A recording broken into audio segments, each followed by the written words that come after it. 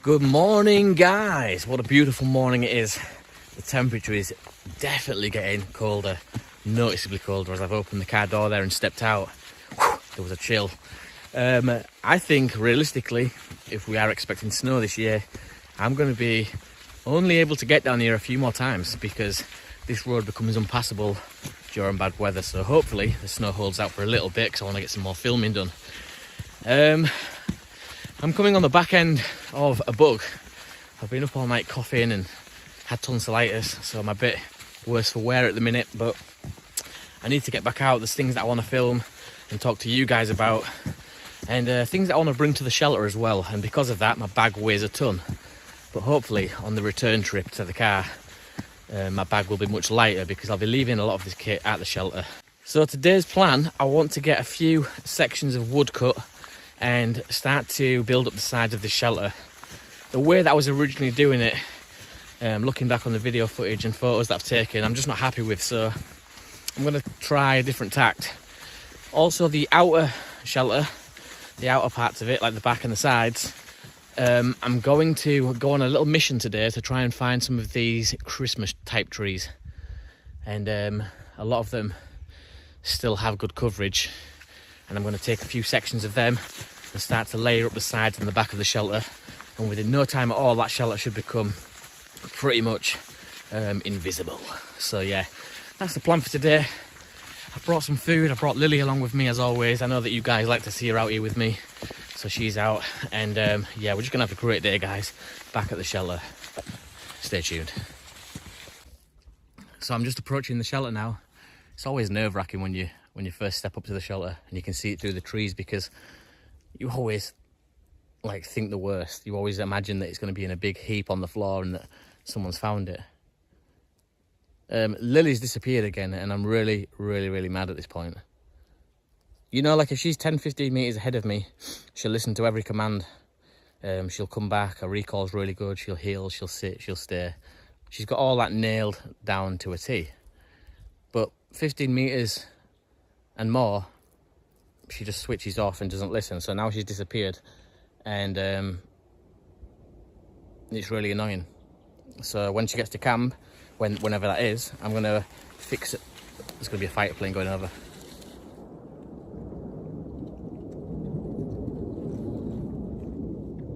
Yeah, whenever that is that she returns, I'm gonna fix her to the lead, because I can't keep doing this. Like, I can't keep standing around shouting for her, because not only is that going to give my position away to anyone that's nearby, it's just not something that I want to be doing. Like, if I'm supposed to be here cutting wood and getting this shelter build up, she should be sticking around like a member of the pack, not running off doing her own thing. So there is some more training to be done, I think, which is annoying, considering that she's nailed pretty much most of it. It's just this one thing that she can't seem to grasp. But yeah, back to the drawing board with that one.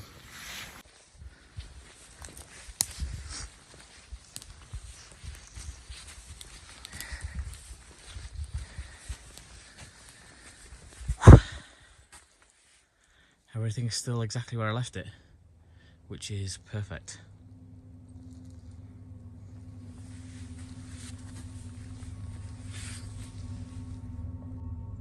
As we verge even closer towards Christmas, we start to see our surroundings under a completely different light. The little iconic robin is here all year round, but now we only see him as the cosy little bird on the front of Christmas cards. The prickly leaves of the holly and their bright red berries make me think of a beautiful big Christmas wreath hanging on the front of somebody's door. The way we perceive our surroundings, people, and even the beliefs of others is constantly changing. To us humans, Christmas is a worldwide celebration, but to the hundreds of creatures and critters hiding out in this forest, it's just another day of survival. Where have you been? Where have you been? Sit. You've been a bad dog.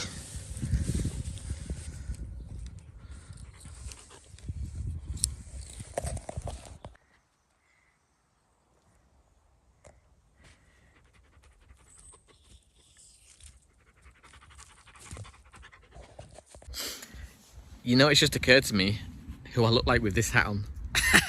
See if you can figure this one out. Let me get in character first. I just want to say that I'm sorry to Josh's mum. I'm too scared to open my eyes. I'm too scared to close my eyes.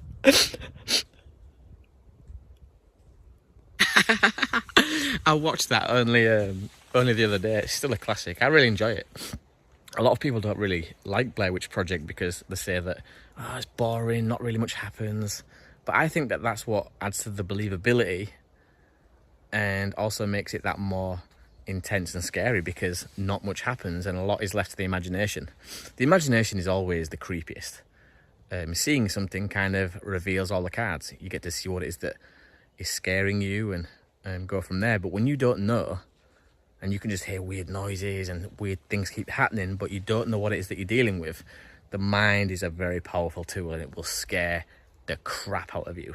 So for me, Blair Witch Project was great. I really enjoyed it. However, remakes like number 2, as with Paranormal Activity, when they start going Paranormal Activity 2, 3, 4, it just gets ridiculous. But the originals are normally always the best, and I did enjoy Blair Witch Project a lot.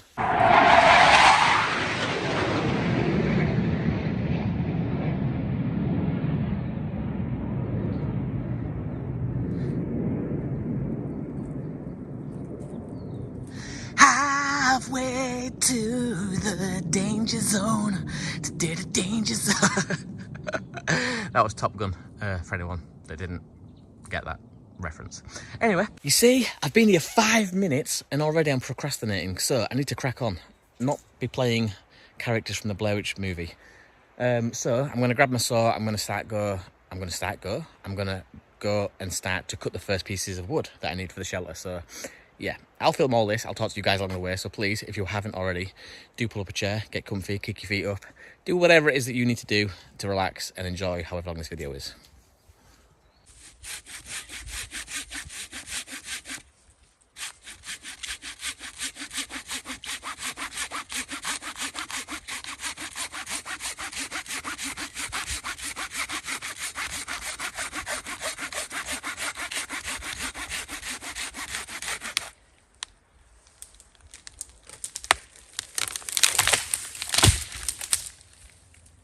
Timber!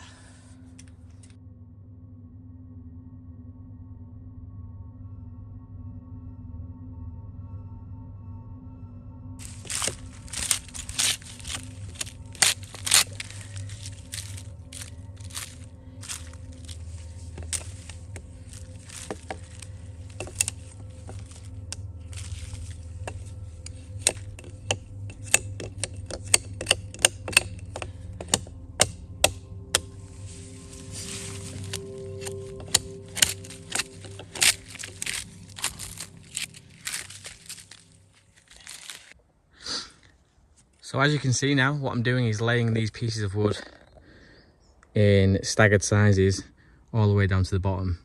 I should have done this before putting the tarp on, but again, it's all a learning curve, and so I'm kind of doing this in reverse order right now, which makes it difficult. Some people might say, take the tarp off and start again.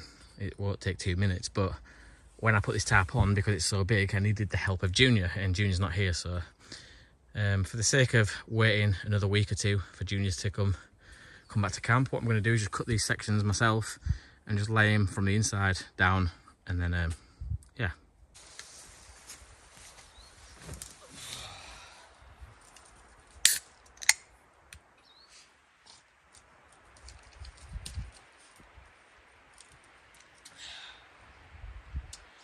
Dr. Pepper, what's the worst that can happen?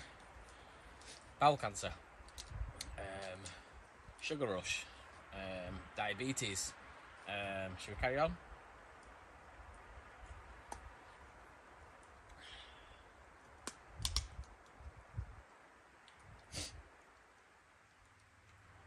You having fun there, Lil? You having fun there, baby? Yeah.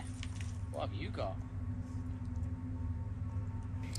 Tuning into my emotions, I can wholeheartedly tell you that I'm feeling more keen than ever to experience something profound, something extremely creepy and undeniable. I want to see for myself what so many others report each and every year. But after 3 years of absorbing everything these locations have to offer, I'm almost becoming impatient with my lack of results and frustrated by my stubborn eagerness to find answers. I know they're out there, but more importantly, I know they're here. If there's anybody in this woods right now, please give me 2 knocks.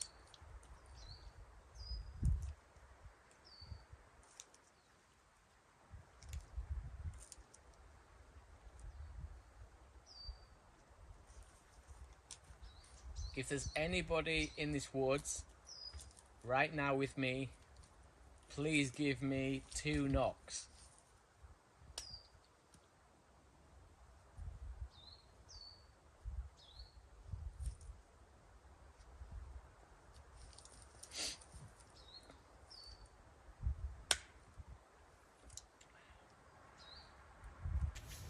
I've been thinking of some really out there, far-fetched, ambitious plans for this location, for this shelter.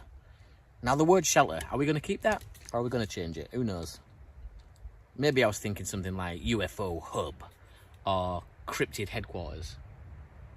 Lily, you freak me out when you do that. Stop staring. Anyway, yeah, I'll call it the shelter for argument's sake so you guys can understand what I'm referring to. But moving into 2022, I've got some big ambitious plans for this shelter. One of them is a transmitter. I would love nothing more than to get a transmitter stationed here, firing off signals intermittently into space. That seems to me like a great idea. Now, I know that there's going to be a few of you out there that say, oh, Ben, it's a waste of money. The chances are slim to none that you're going to pick up anything or receive anything back. But for me, it's not just about that. I think there is something really creepy about that idea of having a transmitter here, firing off messages into space intermittently while I'm at home. I'm at home watching movies, playing the Xbox, editing videos, doing my thing, and all the time, 24 hours a day, 7 days a week, this thing is firing off messages, basically pinpointing this location to anything that can receive that signal.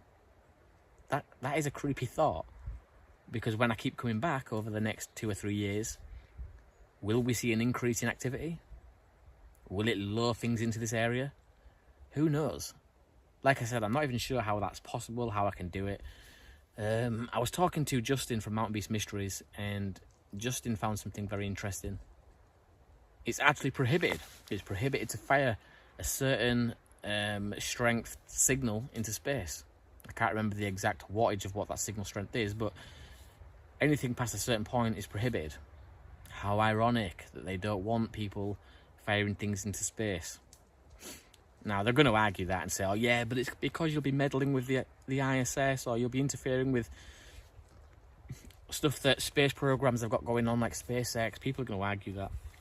But I don't think it should be prohibited to fire anything into space. I mean, what gives them the right? But yeah, that is a creepy idea for me.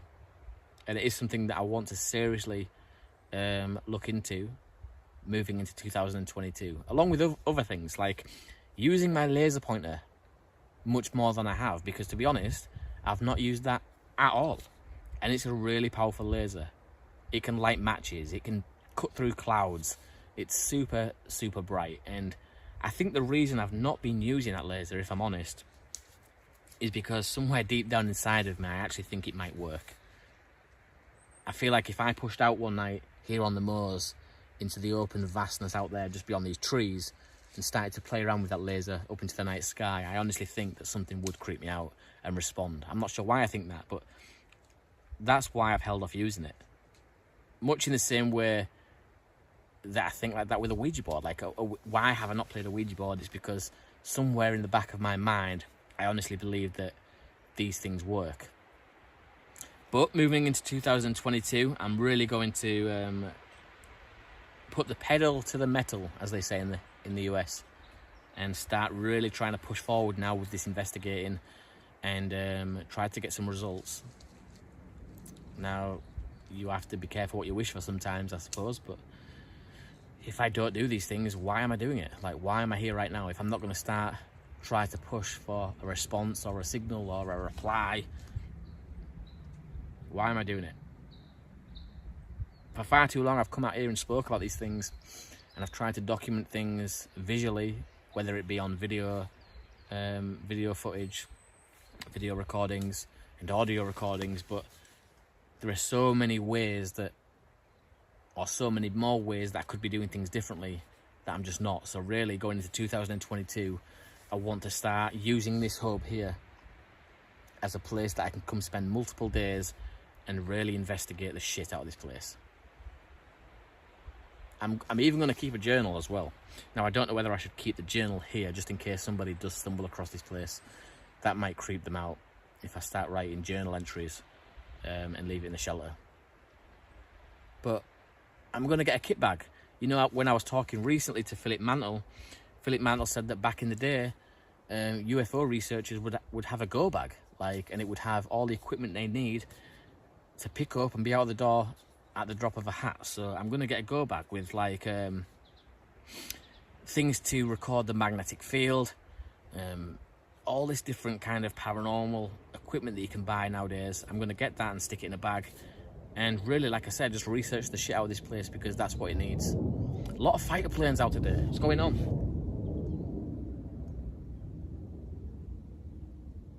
There's a lot of fighter planes.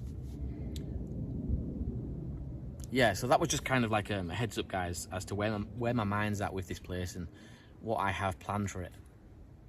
There's always that chance as well, I must add this, that one day we come back and this shelter is not here. I've had that happen to me before. A few years back, me and Junior was building up a super shelter, a bushcraft base, and we actually got to spend about 2 years there. If you go back through the older videos, you'll see that place was really well established and built up. We had like a log shed there and a shelter. We spent many a great nights there, but eventually somebody did discover it, and we had to get rid. So there is always that chance that could happen with this place. But you know what? If it does, it does. And I just move on and I start doing it again somewhere else. Because one, I enjoy doing it, and two, I think it's a great idea to be able to have somewhere like this in a hot spot, as notorious as the North Yorkshire Moors.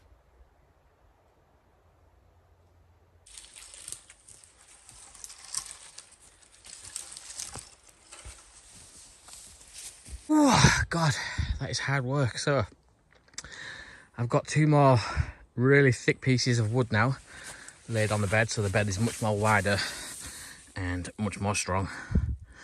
Now, I've not tried this, so I'm going to give that a go in a minute, but I've laid this blanket on top just to get rid of all the imperfections on the wood, and hopefully that should add a layer of comfort as well.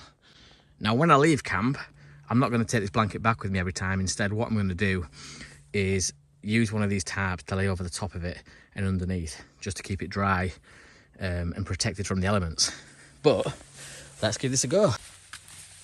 Moment of truth.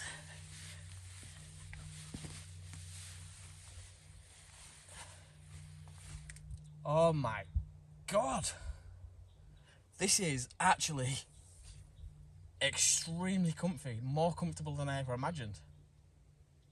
This obviously makes a hell of a difference, but any of the imperfections now on this bed, you just can't feel it's taking them away completely, so I'm really happy with that. If you imagine I had a sleeping bag and a pillow. Oh wow, this is absolutely beautiful. That is brilliant.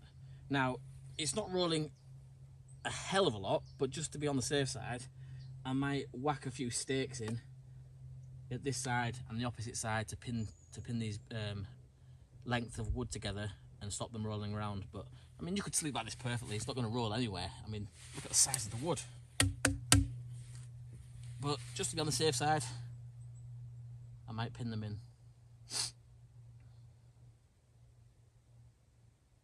I could sleep here 100%. I mean, it's never going to be the Hilton. You know, you're never going to be sleeping on a king size bed or the equivalent of when it comes to comfort, but I suppose with the Hilton you don't get the sound of nature and left alone in the middle of the woods like this, so it's give and take.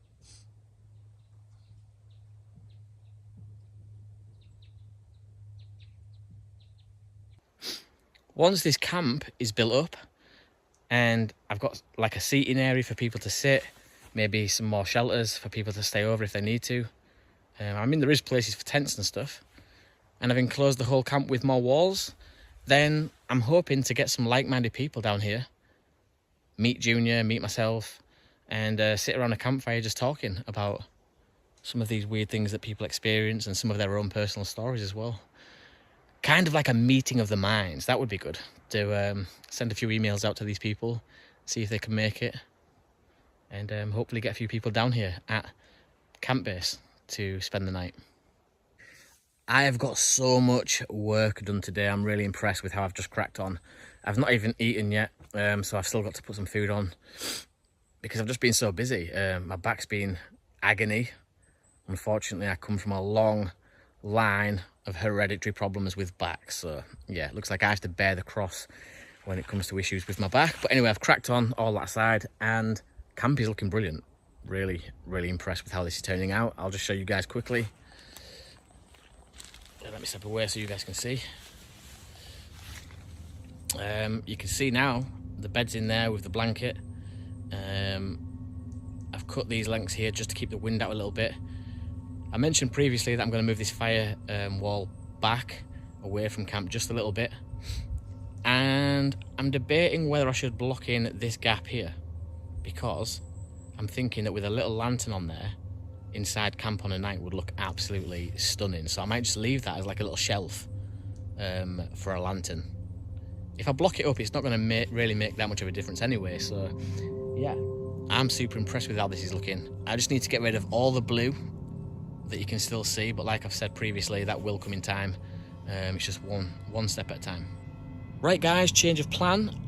The plan, or the original plan, was to make the shelves inside the shelter, but darkness has set in really quick, and I think the best thing to do now, the smartest thing to do, would be to get camp cleared up a little bit, take the bedding off the bed, get that wrapped up in a tarp so it's away from the elements, and then just head out of here to the car, because Lily's tired, she's hungry, as I am. And I've already done a lot of work. There's no need to be too harsh on myself and try and finish everything that I set my mind to, because some days it's just not going to be like that, and today's one of those days. Like I said, darkness has come in really quick, and I just want to get packed away, cleaned up, and back home for some food. So I'll save the shelves for another day. That'll be another project at a later date. But hopefully you guys have enjoyed this nonetheless. If you have, please do give this one a thumbs up. Drop down in the comments box below, guys, and subscribe if you haven't already. Until next time, guys, take it easy, stay safe wherever you are in the world, and if you are in a position to do so, then please do look after somebody else as well. I'll see you on the next one.